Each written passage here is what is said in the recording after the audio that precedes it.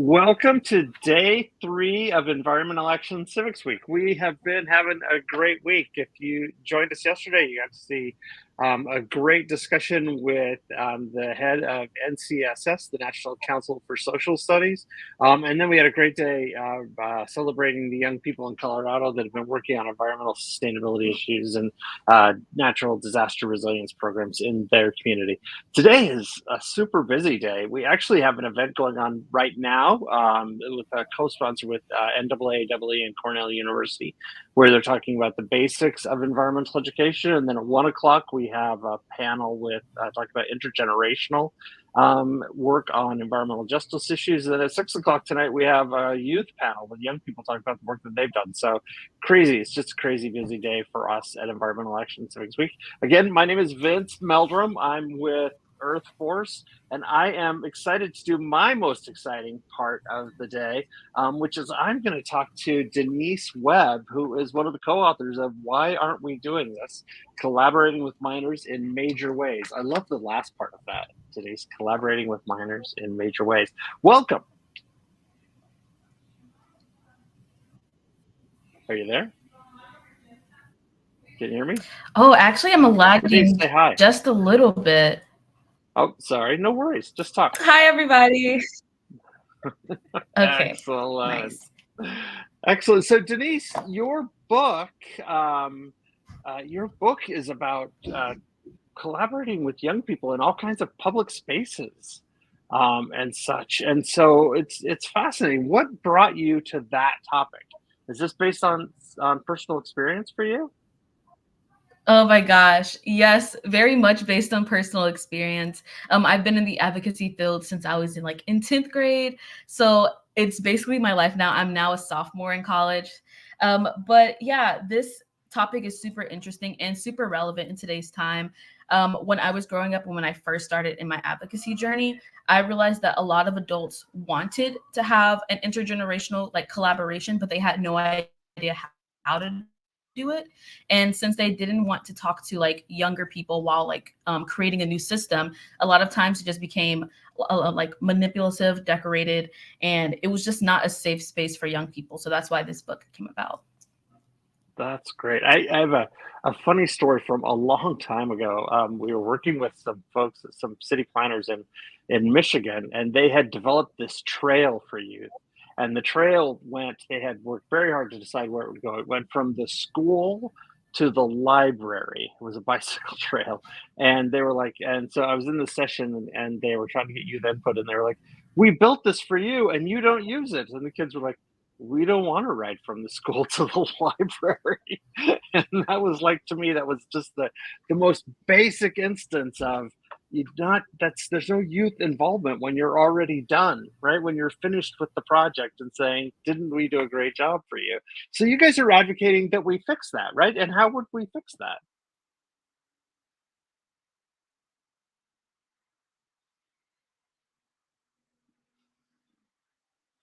We have a bit of a lag, or Denise is frozen. Denise, are you ready? Sorry, I can hear you now. Oh my God.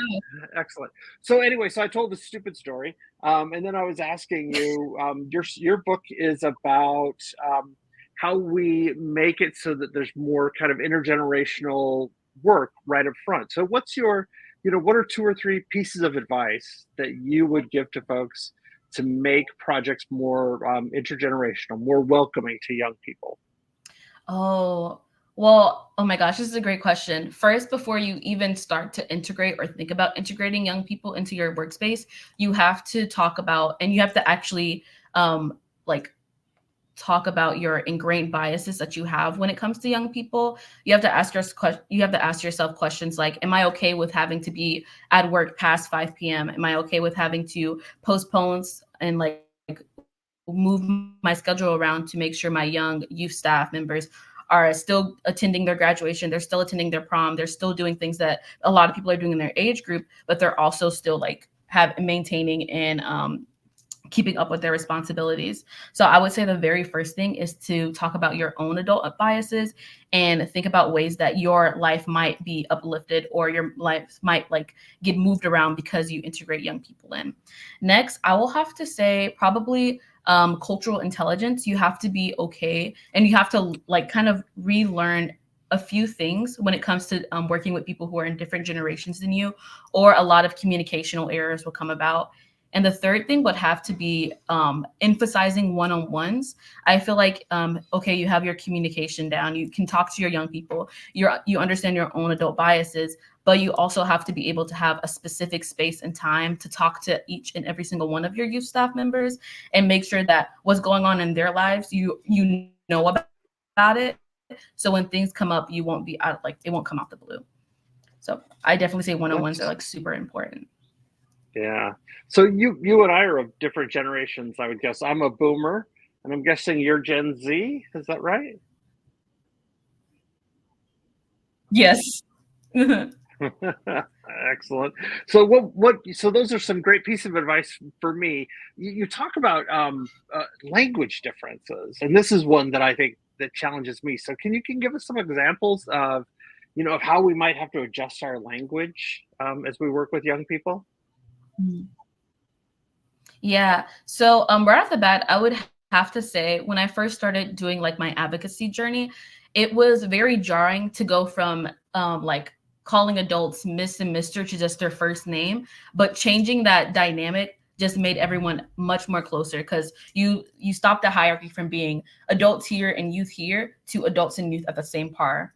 And more about language, I remember I was volunteering at a library with a few of my other college students. And the adults who we were helping, they came up to me and they're like, "Hey, how can you do all this work with your acrylic nails? How can you do that?" And to them, it was a very valid question asking me about like how I was able to like move around and still be efficient. But to me, it felt kind of judgmental. And it was kind of like, oh, because of the way I appear, it makes me seem like I'm less efficient in the things that I do. And I actually had a conversation with that adult who said that, and they said they did not mean it to sound judgmental, but it was just the way that they had thought of saying it. So I feel like that's a really good example when it comes to adjusting your languages and kind of like thinking before you say something. Because if I was a sophomore at that time, I feel like that probably would have pushed me out of the adult and youth led space because I would have felt intimidated by that.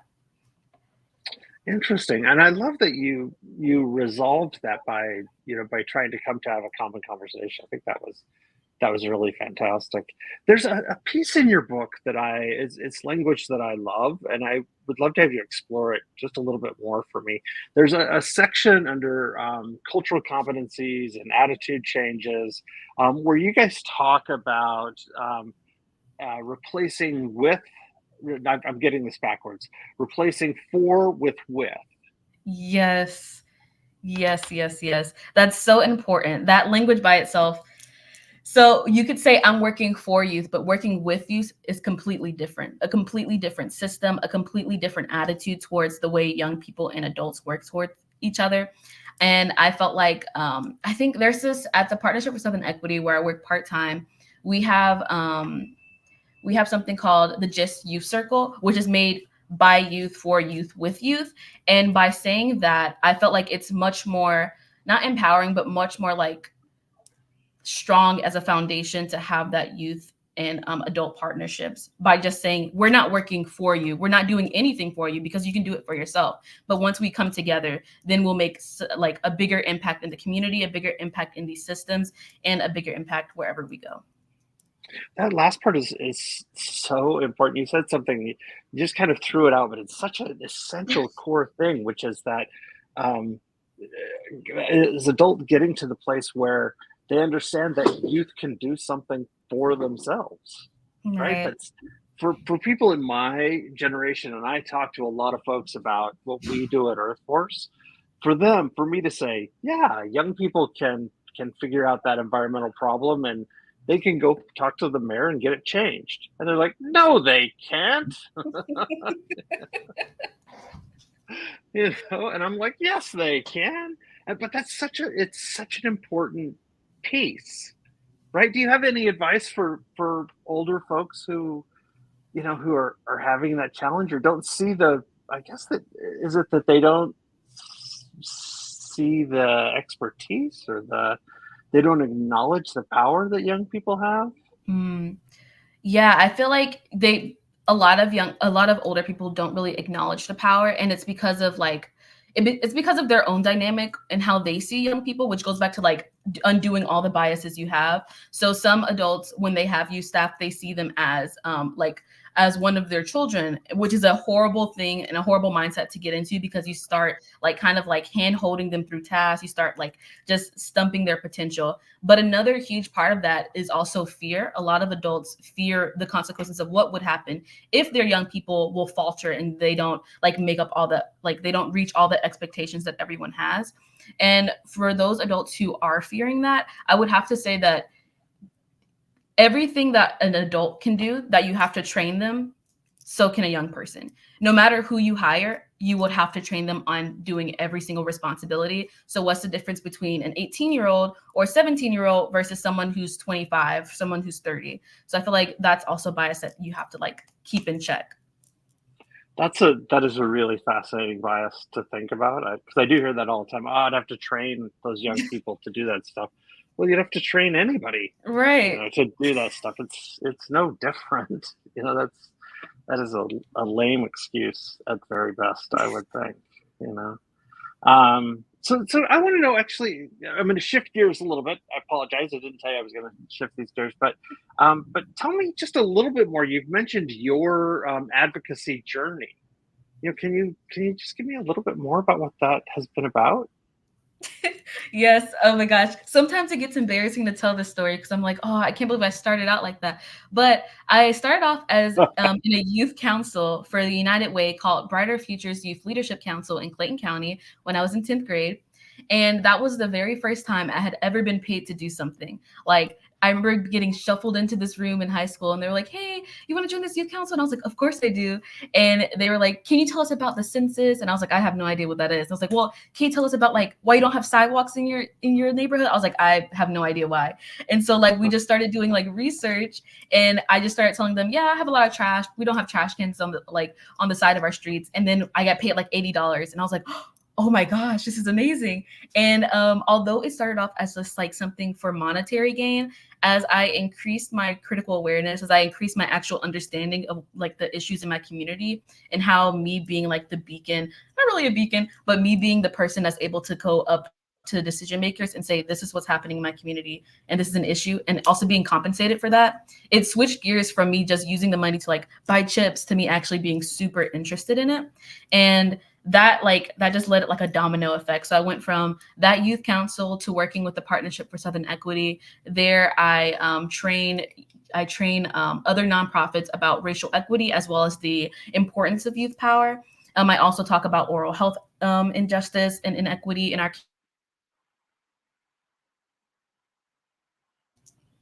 Got a little And glitch again. after that, I ended up working with the mayor of Atlanta with the his first inaugural Year of the Youth cohort. And it just kept snowballing. I also worked at Sunrise here and there. I love the Sunrise movement. And gosh, a lot of other things.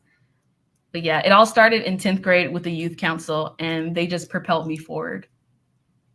You know what I love about what you're talking about is I was just listening to a presentation in another webinar this morning or yesterday afternoon, and they were talking about how hard it is to get young people, sorry, to grapple with the idea of these huge issues like deforestation in the Amazon, or the melting polar ice caps or something like that. And what I love about your stories is you've said, here's something in my community, right, that I can do something about, right? That's my part of the work. And it wasn't you saying, well, I'm going to walk to school more and rather than having, a ride or drive. It was, I'm going to change the policies, around this issue, or I'm going to, change the way this works. And I just love that. I love that because I often hear, this mantra, it's hard to get kids involved in these huge issues. And I'm like, it's hard to get any of us Mm. activated. There's no difference. But but your story Right. is a story of, I'm gonna find the place where I can make the most difference, within my reach, and I'm gonna start there.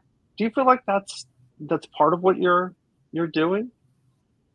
Yeah, I feel like if you like for any youth who want to get involved or for any adults who want to get youth involved in like a huge issue, you have to connect them with the familiar first.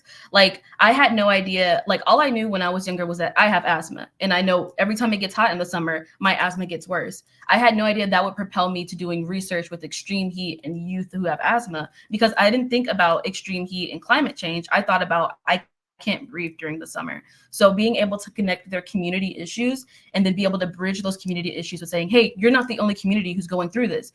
They're also going through it. They're also going through it. And then the thing at the very top of that pyramid is climate change, or the thing that's at the very top of that pyramid is like lack of funding. And that's how you'll get to rope them into those big issues. So yes, I do agree that I started off small and I'm very glad because I was able to make not really I wouldn't say mistakes, but I was able to learn a lot more in a closer angle than having to like go big and beyond and then be overwhelmed with everything.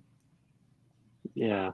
Well, you're a sophomore in college and far more impressive than I was as a sophomore in college. So I'm just going to go ahead and say that. So I'm excited. I'm really am. I'm so excited about the potential that I see among young people. We work mostly with young people younger than that are 13 or 14 years old. And I'm so excited about them. But then just all over the place, I'm meeting people like you, who have really taken this on as a mantra. And I love that you are part of a movement like I am of trying to make it so that everybody has these kinds of opportunities. So I'm going to do one quick plug, which is we talked about this, but this is Denise's book. When I put it in front of the camera, I can't see that I can put it in front of the camera. And Haley, our person in the back, has put up the Amazon link for it. There, so we're all doing it. Everybody's got the piece of the book. If you haven't purchased it or read it, I suggest you do. It is a fantastic piece that's really down to earth, talking about how to do these things. It's not written in a lot of jargon, and it just says here, if you're having trouble with this is a way to say it, or this is a way to think about it. One last pitch that you would like to make, Denise, for this or for something else?